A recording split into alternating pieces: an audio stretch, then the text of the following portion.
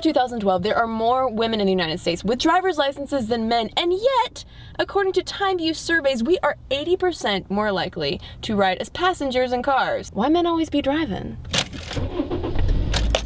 Let's take a ride and find out.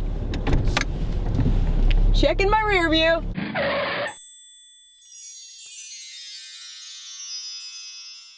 One reason that men might drive more than women is that historically, cars have been geared towards men. When they first came out in the early 1900s, women were still very much hanging out in their separate sphere of the home. Cars were seen as something that could be a boy's toy. Men love speed and they love novelty and technology. Cars offered all of these things in addition to mobility.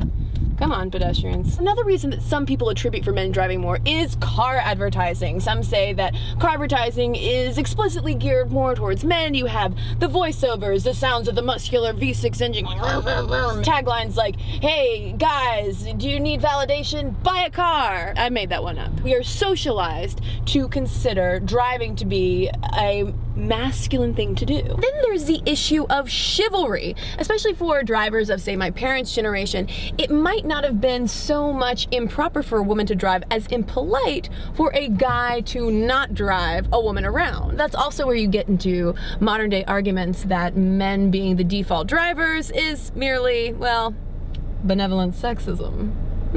Academia has also weighed in on this male desire to drive. One study out of the University of Minnesota found that men say that they actually feel like they are more in control of their own futures and destinies when they're behind the wheel. If a guy ever told me that he needed to drive in order to feel more in control of his destiny, I would say, I need to get out of this car in order to feel more control of my own destiny, because you be cuckoo. But the number one reason that I found for why men tend to drive more often that really resonated with me, even though it is mostly anecdote and observation, simply that women want men to drive. Not because we aren't capable drivers, but because, hey, you know what? That avoids backseat driving. Sometimes men can be a little pushy, and also, frankly, speaking for myself, it's a little bit of free time. When Professor Boyfriend and I are driving around town, I totally prefer him to drive because that means I'm in the passenger seat, kicking back, relaxing, checking my email, my Twitter, my Instagrams. But now I want to know what you think. Guys, do you tend to be the drivers if a lady is in the car?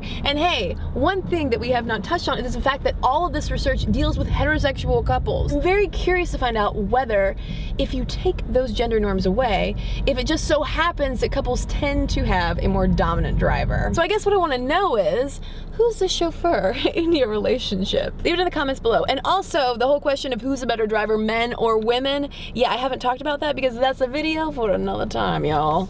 So be safe on the road and don't YouTube and drive.